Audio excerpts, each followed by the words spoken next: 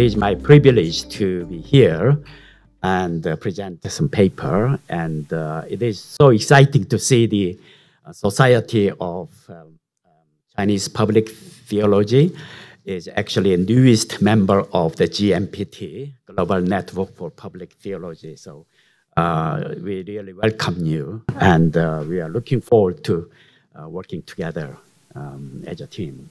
So my time has been given a certain time here.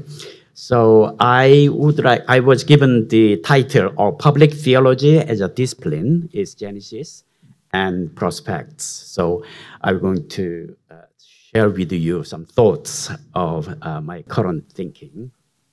And of course, when it comes to the Chinese context, you will also develop your own public theology. The strength of public theology is there is no one set methodology or way to do it. I think there are diverse approaches, which I'm going to expand some more here. So first of all, briefly, I just would like to talk about the GMPT. This is started in 2005, so it's a very young discipline. And in Edinburgh University, we started to talk about that. And then 2007, in Princeton, we had a first consultation. This is a triennial conference.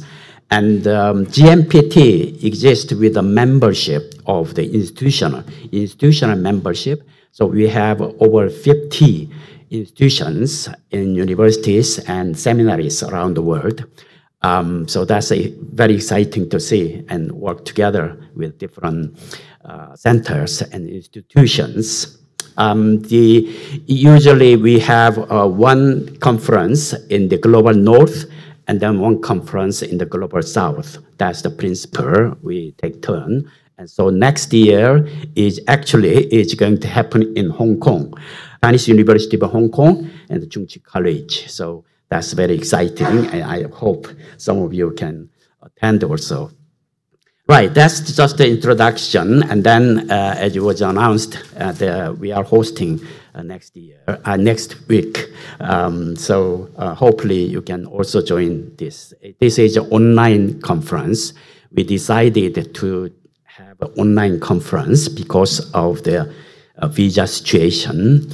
Many of the public theologians are very vocal on the protesting the U.S. policy, current U.S. policy, and also as a protest to some of the policies is happening here. So we decided to have an online conference. So you may like to join the conference as well.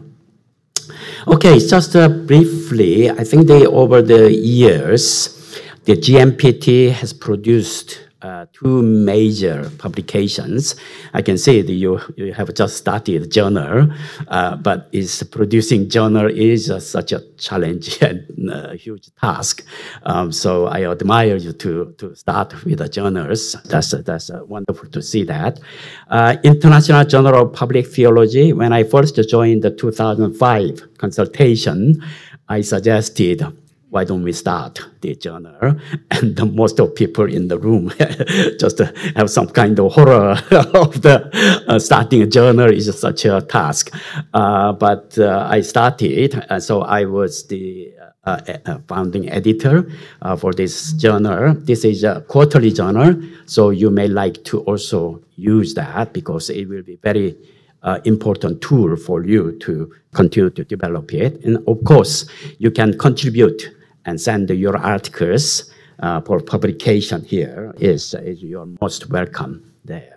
So please make use of this journal. It's very highly regarded. It's about nearly 20 years, but it has raised into the very high rank because it's important to publish in the reputable journal, but it has achieved that. So you're most welcome to contribute to that. And then we have this companion to public theology. That's we have this collection of these various articles, various scholars, and looking at the various dimensions of the public theology. So you may like to use that as well. And then you have various different journals and also the publications. Sorry, I haven't included your publications, but this is just an example of collections, edited volumes, so African context, and then in the public theology in Indian context. And then you have a TNT Clark Handbook of Public Theology. It's more theoretical, more traditional kind of approach, systematic approach. And then you have various different dimensions of public theology. So it's exciting to see the various different publications. Okay, if you like, I can leave the PPT with you so you can use it later.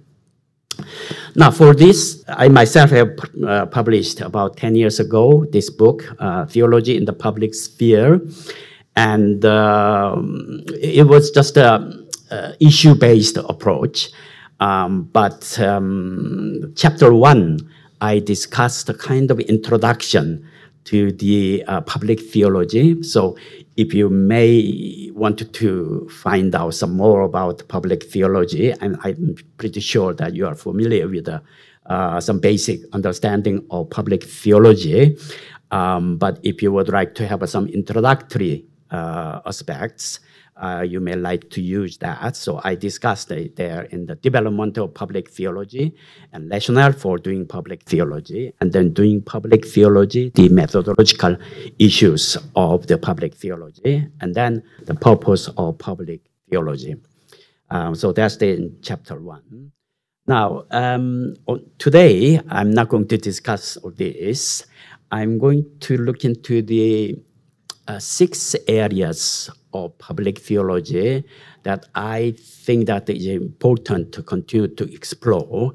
Of course, this is my own perspective, and also I'm working on the various aspects in my book project. So that's what I see is the 6 areas which I'm going to introduce here. So that's the kind of key aspect of my lecture this morning. First is the concept of the public sphere. We talked about public theology, but what do we mean by public sphere? I think that's important to interrogate. And also, what do we mean by public theology? That's again, yes, it's important to explore various different dimensions of public theology and issues related to public theology.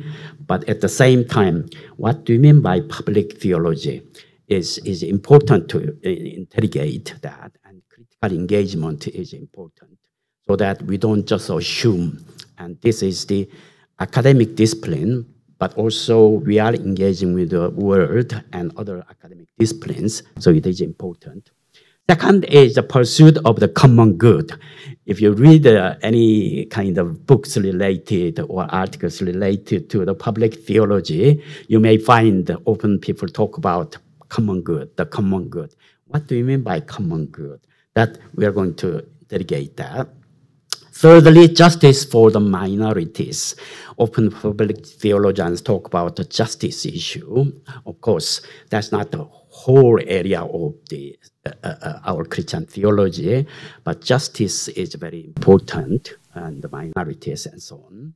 And fourthly is a wisdom tradition as a biblical resource.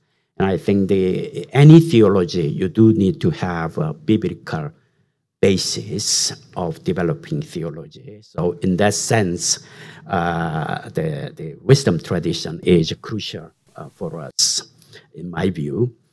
And then the developing praxis of doing public theology.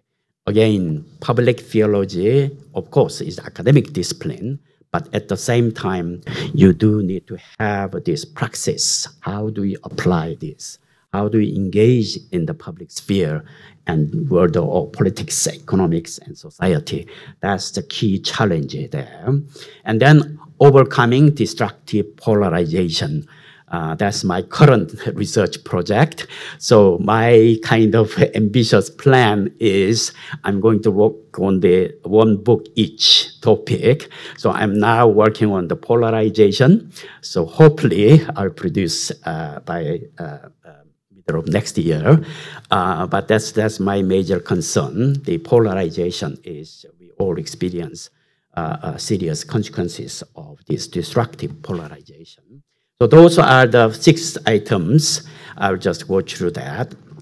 And then working definition is my working definition is public theology as critical, reflective, and reasoned engagement of Christian theology in the public sphere by seeking the common good through biblical wisdom for the sake of the kingdom of God in the world. Again, if I have time, I can expand this more, but I'll just leave it to you. You may have your own definition of public theology according to your own context. So first, we're going to the first one, the concept of the public sphere and public theology. Now, the idea of public sphere is, there are lots of discussions among the philosophers, social scientists, and political scientists, and so on. I would say, yes, Jürgen Habermas is the key person who really initiated the idea of public sphere, and I'm quite sure you are familiar with his work. And so I wouldn't go into the details, but some of the key ideas that he brought on, and also public theologians are using this work, is Habermas regarded, basically this book is the historical analysis of how Western society developed this public sphere, and then later on became the civil society. Habermas regarded the public sphere as a realm of open forum in the situation where state and market economy dominate the daily lives of a modern Western society. Yeah, so it's a Western society. And his initial theoretical framework was based on the emerging male bourgeois society, so you're familiar with that.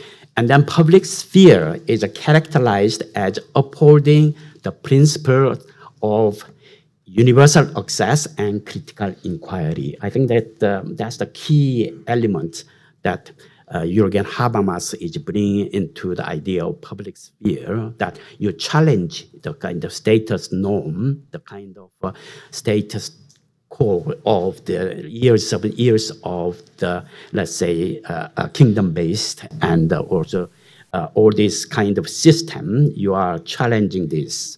And then the public sphere was created by the recognition of 3 sets of rights. That's the freedom of expression, personal freedom, and private ownership. So you can say that lots of his idea is coming from very Western, male-dominated idea. So he sees that these bourgeois groups of people, established male people are gathering along the cafes and other places, and as they discuss all these matters, they formulate some of the ideas that kind of and created the kind of middle ground or the civil society later on.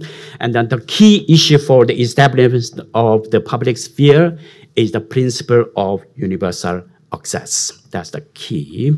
So you can see it's very much Western dominated, and also you can see that some of the problems of his ideas, first of all, is male Western dominated. So critique like Nancy Fraser and others points out that public sphere is not kind of monopolized this kind of Western male ideas. And also public sphere is quite complex and complicated, whereas Jürgen Habermas talks about public sphere as a kind of singular concept. So I think that there are lots of need to be critique on that, and come out with our own concept of public sphere.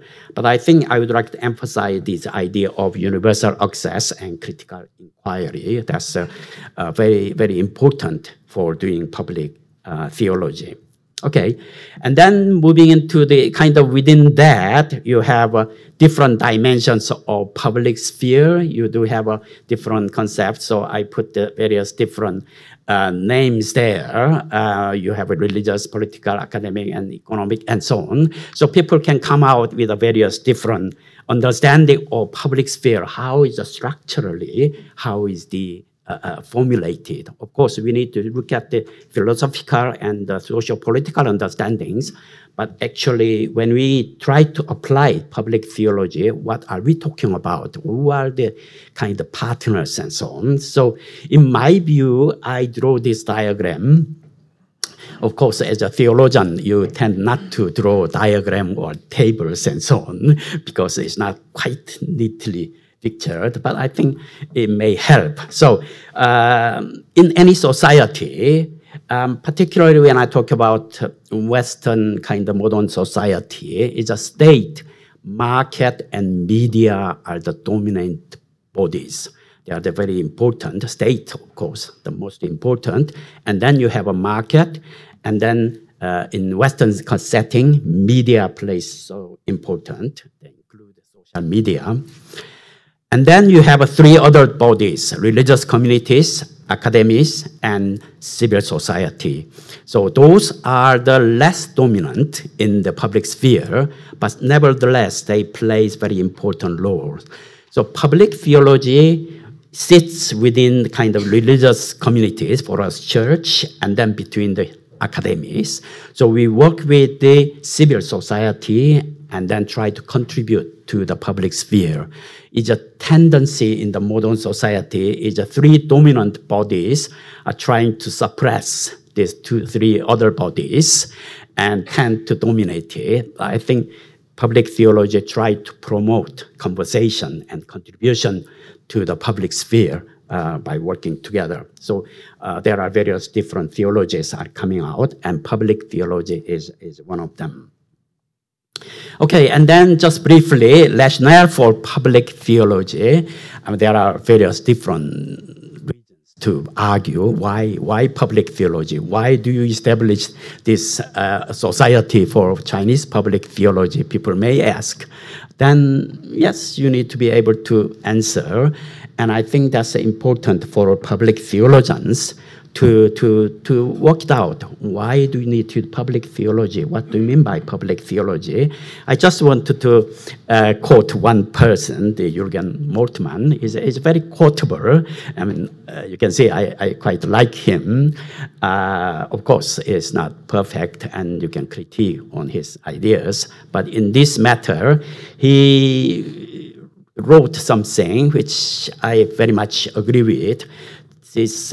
Here first, theology must publicly maintain the universal concerns of God's coming kingdom, because there is no Christian identity without public relevance, and no public relevance without theology's Christian identity. So he relates Christian identity with a public relevance, publicness.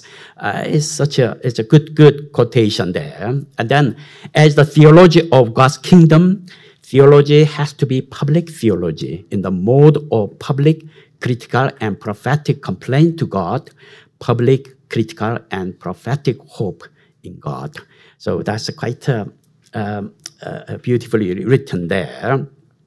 So in my view, Moltmann's idea is that public theology is a critical and prophetic engagement of theology in society for the sake of the poor and marginalized, to bring the kingdom of God. So you can see some of the my own definitions also interact with Jürgen Moltmann.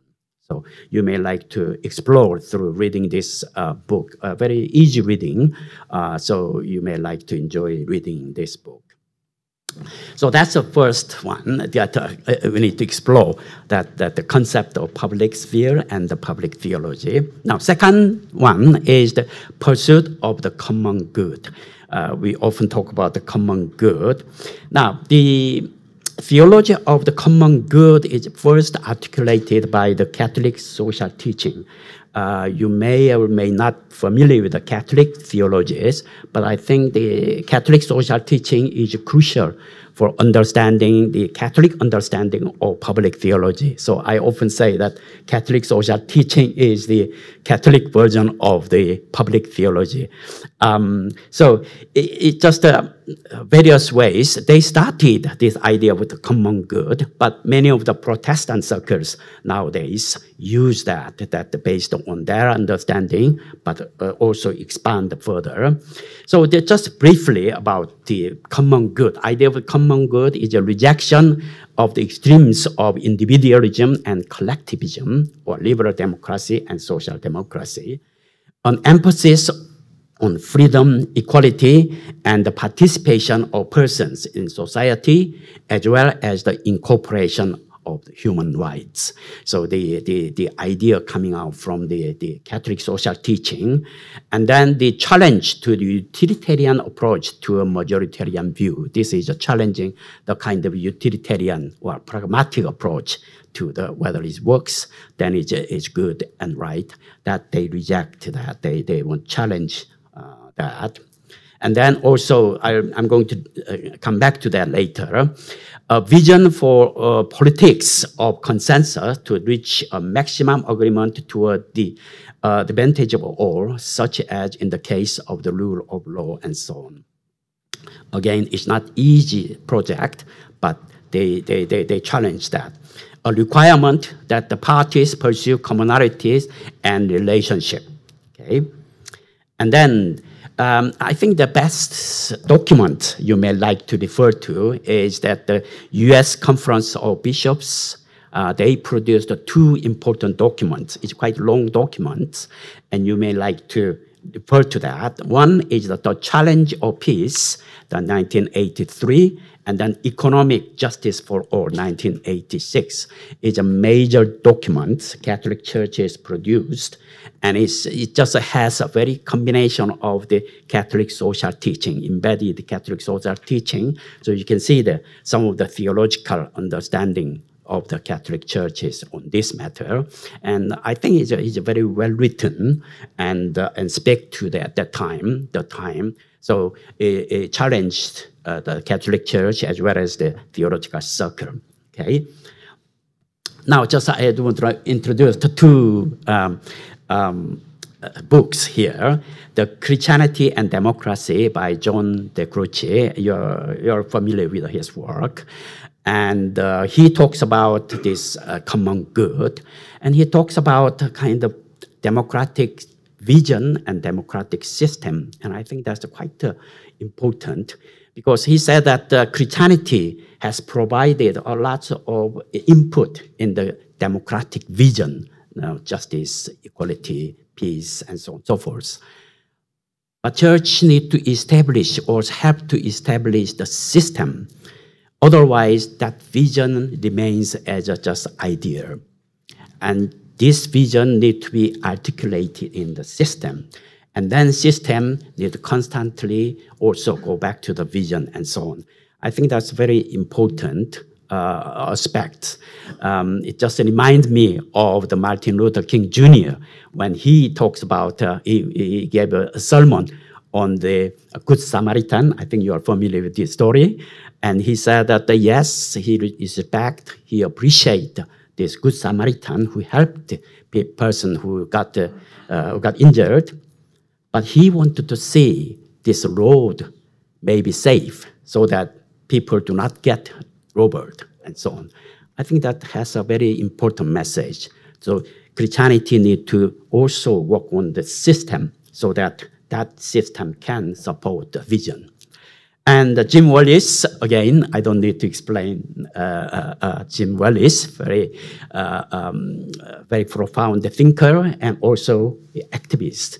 And so he was imprisoned or caught by police so many times, I think, here in the US because of his protest and so on activities. But he talks about the common good. How do we establish common good? And he expands the idea of the Sermon on the Mount. How do we, Christians, use the Sermon on the Mount to expand this idea of the common good in our public sphere? So I'll just leave it to these two. So briefly, seeking the common good, I wouldn't go through all the details, but centers around the concerns for those who are vulnerable or weak and for the neglected sections of the society as the message of the Hebrew Bible. And then to do with the knowing and relating rightly to God, it is the natural outcome of our deep devotion to God and is the very heart of the knowing God. And then you have compassion and mercy are key biblical demands for God's people to practice toward the vulnerables in the society, and so on and so forth. So I think the idea of the common good is very important to develop, but again, it has its own weaknesses. And how do you define common good? Who decides the common good? It's always, you have a challenge of the dominant ideas or dominant figures or dominant group who tend to decide. And how do we define common good? Common good for one group of people may not be, justice for one group may not be justice for the other group. So those things need to be articulated and worked out. So that's I leave it to you, and this is also one of my projects. I wanted to work on that. Now, number 3 is the justice for the weak and minorities. This is somehow related to the idea of common good, but justice for the weak and minorities. Here, I can just would like to mention that some of the ideas shared with the liberation theology. Now, the public theology is not just came out by itself. Public theology shares some of the ideas of liberation theology, political theology. So in my previous work, I kind of differentiate and compare these 3 theologies. And it's interesting. And so we do share quite a lot of methodologies, but at the same time, we do differ. So here, if I may just brief highlight there, the idea of problem of minorities. Democracy is a good system. It's, in a sense, one of the best systems, political system. But at the same time, it has its weaknesses. So the majority decides. That means the minority ideas. When majority decide because of the vote, that doesn't mean that's right. So you do need to have a negotiate all this. So those things idea is important. When you talk about the minorities, it's not just the numbers, but also like a poll. They are kind of a minority in a sense, it's a power structure. So liberation theology, you do have option poll idea and challenged the economic abuse of liberal democracy and the capitalist market and made a deep impact on the churches and also instrumental in overthrowing the elitist regimes in Latin America and parts of Asia and so on. And myself, I'm from South Korea, so we do have a Minjung theology. You may heard about that. That's part of liberation theology, who actually helped to change the government there. Whereas public theology draws from the idea of public sphere as a powerful platform between those who are in authority and those who are in the private sphere or in margins. And then to also seek to actualize the theology as a catalyst to shape this public sphere into the pluralistic space where there is open debate and critical inquiry. So you can see some differences there. If I may just go into that, I wouldn't go into the details. I don't know whether you are able to read, perhaps not. But just again, is the theologians tend not to draw tables because it's not just quite clear, neat distinctions. But I think I would like to emphasize here liberation theologies like Black theology, feminist theology, Minjung theology, Dalit theology. I put that as a liberation theologies. And then public theology. So characteristics, liberation theologies tend to be revolutionary. Their approach is a revolutionary approach, whereas public theology is rather reforming approach. And the prophetic voice is challenges social, political, and economic status quo. They see the current system is wrong and evil, whereas public theology challenges monopoly of any kind. And then the liberation theology, system is evil and or wrong, whereas public theology, system is not necessarily evil or entirely wrong. So those things are the kind of different approaches. So you can see some of the different distinctions and approaches there. So this is the kind of summary of the two different theologies. And you may like to also add or modify for your own context. Okay, so in a sense, this Kairos document, you are familiar with that, I presume. It's a South African context. Kairos document is kind of the public theology and liberation theology are working together. They're quite fascinating to see the documents.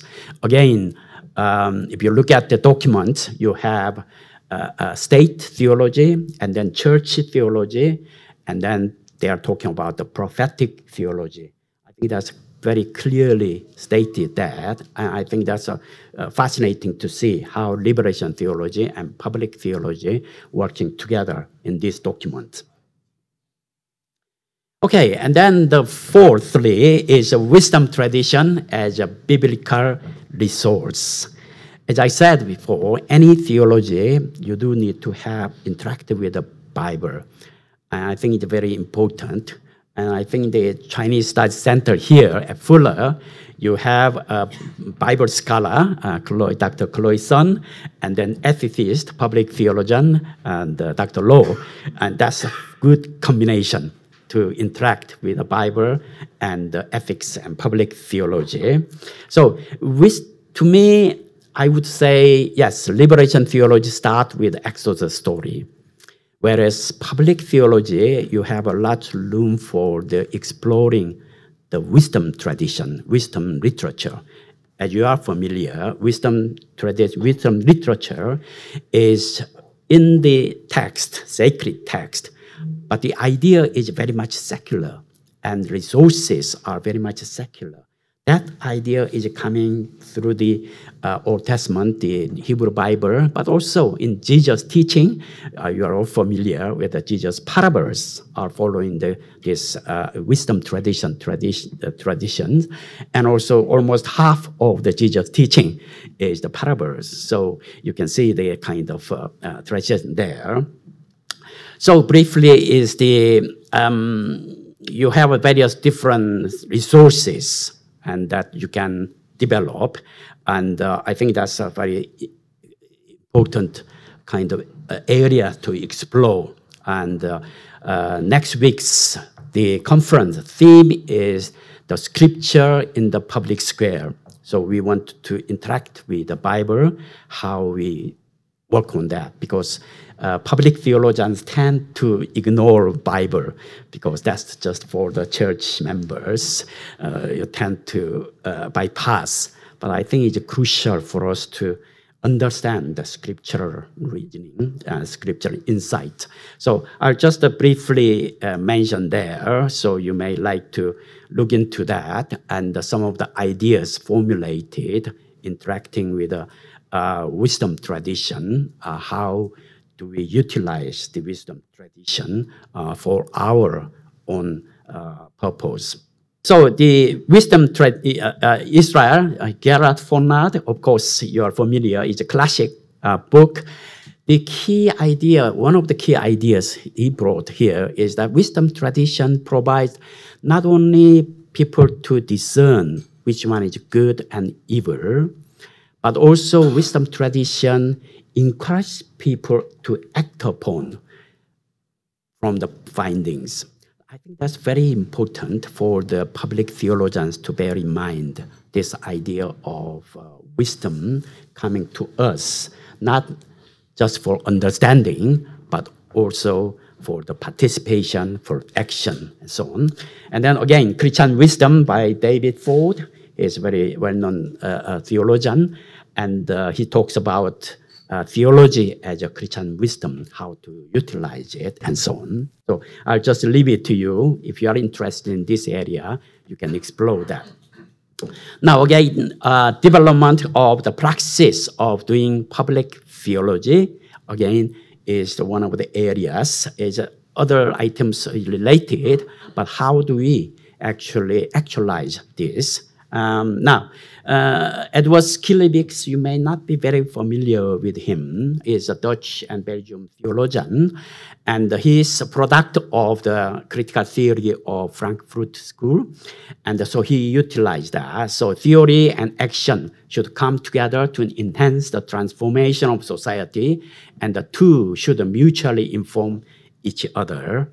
And a purely theoretical and philosophical hermeneutic is untenable because understanding can be severely frustrated by social and political structures.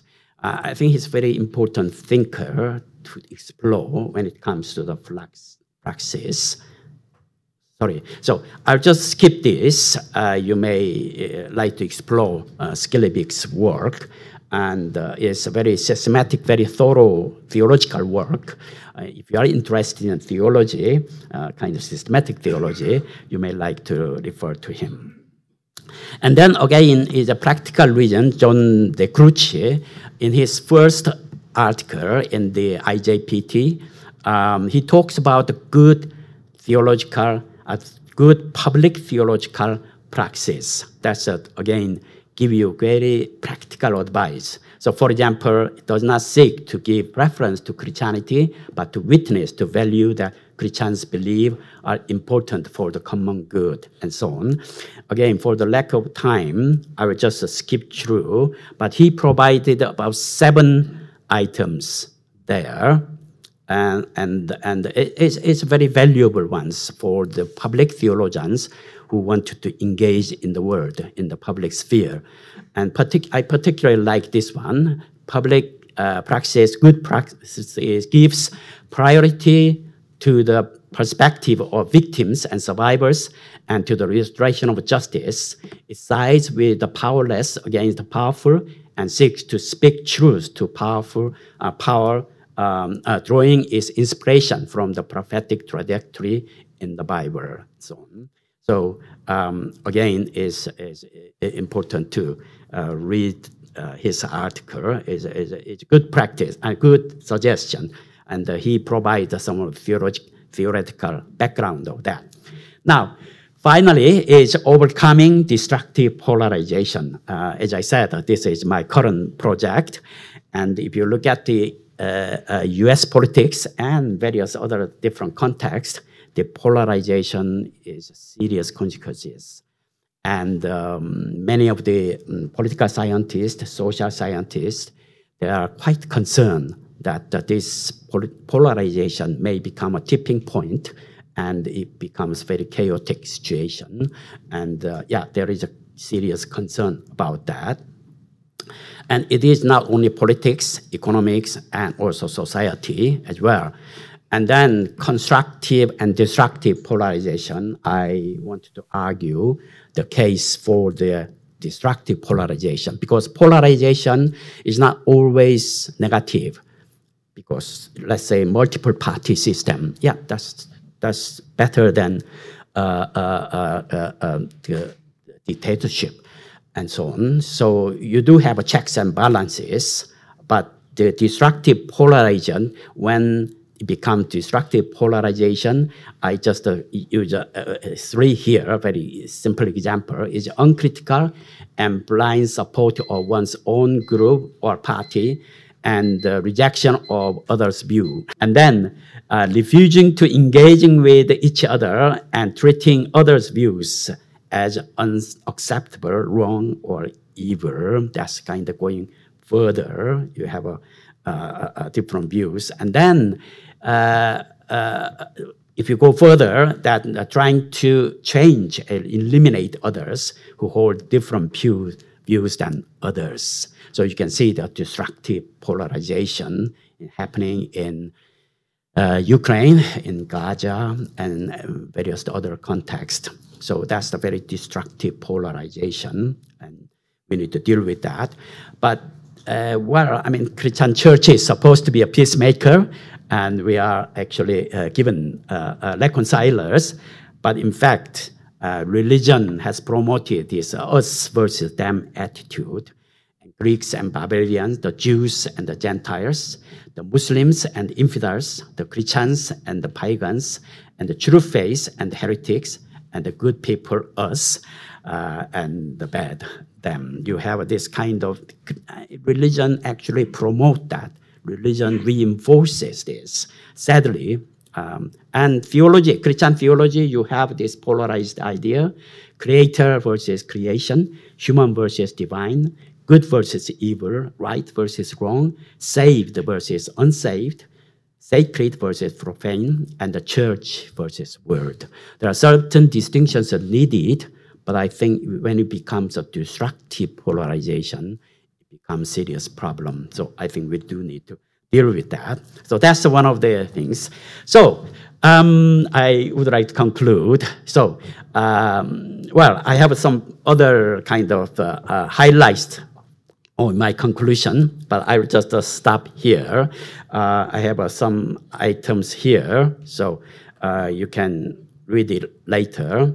That's my own understanding of public theology and how highlight some of the key issues that we do need to continue to explore.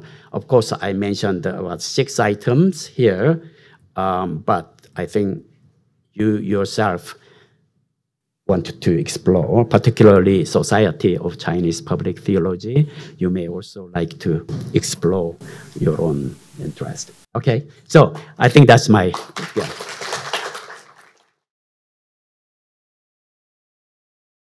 Hello, I'm Clement Chia from Singapore. Yes, I thank you very much for a very precise and profound presentation this morning. I would like to learn from you for the 2 things. I realize one thing is liberal theology is in plural, but public theology in singular. When you compare these 2 in the table, why is that so? And secondly, about your advice to Chinese public theology. Please, thank you. Right, yeah. First one is an easy one. First one is that I use the liberation theology. It's not liberal theologies. So yeah, liberation theologies, I compared with the various different liberation theologies. I would regard that there is a similarity, very similarity among the liberation theologies. Let's say Black theology, feminist theology, Dalit theology, Minjung theology, and those theologies have similar characteristics. So that's why I put the liberation theologies and then public theology. So I wanted to compare because people are familiar with the liberation theologies in many ways. I mean, it includes the Latin American liberation theology, whereas a public theology is relatively new. So I wanted to compare that, yeah, because I see that there are similar close connections between these theologies. Second question, yes, that's not easy question. As I said, that I visited about more than 10 times in China and gave lectures on public theology and so on. Public theology in China is a quite sensitive topic. People often see that public theology as a challenge to the system. But I think each context you operate differently. That's why I said that I often say that public theologies rather than public theology. Because in Chinese context, you will need to work with the government. I think that's very obvious. Therefore, I think it's very important to engage with the various topics. Now, I did have some project with the Chinese scholars in China. We did work on the social welfare system because social welfare system in China is very much government-led system. Therefore, how the public theologians, they are mainly coming from the social scientists and political scientists and the religious department context. Therefore, how best we can work with the government to improve this social welfare system and so on. That's just one of the examples. And again, I'm a kind of outsider, so that's why I would like to emphasize that Chinese context, Chinese also need to work out your own interests and methodologies, how best we can adjust the situation. Yeah. Thank you very much, Kim, for such a helpful outline. And very glad to meet you here. I have a question about your forthcoming book. Could you give us a little more taste of your argument about the polarization in the context, in Asia context, such as China, South Korea, and India? What's the key features and its implications from the theological perspective? Yeah, thank you. I can go on for 1 hour more. This is my project. So, yeah, thank you for asking question, but very briefly. Yes, I am challenging the kind of theological norms of this kind of polarization. I think, in my view, Christian theology also has contributed this destructive polarization. I mean, you can see the history of the Christianity. You have contributed. So I would like to make a critique, constructive critique on the looking at the Christian theologies and how we change that. And then I would like to look at some of the practical implementations, how the practice and so on. But that's the one part. First part is my own critique, and then looking at the more system. I'm theologian.